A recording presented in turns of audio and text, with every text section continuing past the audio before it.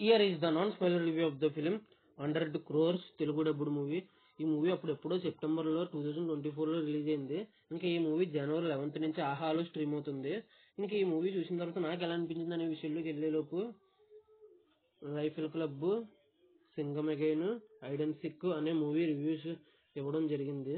సంక్రాంతికి వస్తున్నాము, Daaku Maharaj, game changer reviews కూడా ఇవ్వడం జరిగింది. మా కంటెంట్ చెక్ చేయండి. మా కంటెంట్ నచ్చితేనే లైక్, షేర్, సబ్స్క్రైబ్ చేసి పక్కన ఉన్న గంట సింబల్ క్లిక్ చేసి మా ఛానల్ సపోర్ట్ చేయగలరు. మా కంటెంట్ నచ్చకపోతే సపోర్ట్ చేయవద్దు.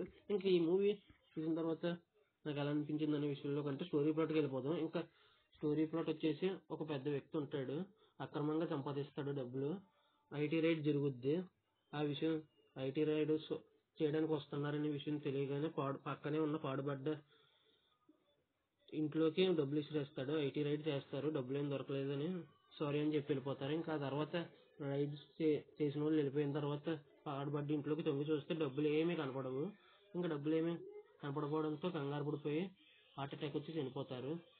ఇతనికి సంబంధించిన వాళ్ళు చాలా వ్యక్తులు ఉంటారు, పరిచయం ఉన్న వ్యక్తులు. ఆ వ్యక్తులకు కూడా ఈ డబ్బుల గురించి తెలుస్తుంది. ఆ డబ్బులు ఏమైపోయినాయి అనేది వెతుకుతూ ఉంటారు. వాళ్ళలో ఎవరికైనా ఈ డబ్బు దొరికిందా లేదా అనేది స్టోరీ ప్లాట్.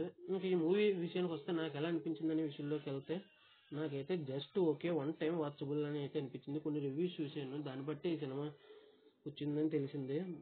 ఆ రివ్యూస్లో చాలా మంది అసలు బాగోలేదు, అసలు భరించలేమని అన్నారు. అసలు భరించలేనంత రేంజ్లో అయితే లేదు. వన్ టైం అయితే చూడొచ్చు, ఒకసారి ఈజీగా చూసేయచ్చు, మరి అంత దారుణంగా అయితే లేదు.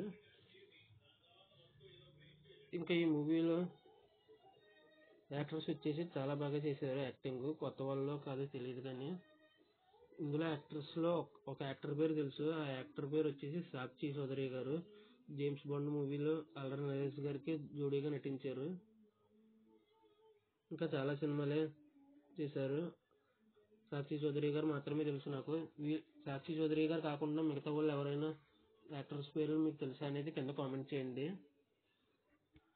ఇంకా ఈ మూవీ అయితే ఫస్ట్ 30 minutes కొద్దిగా బోరింగ్గా అనిపిస్తుంది.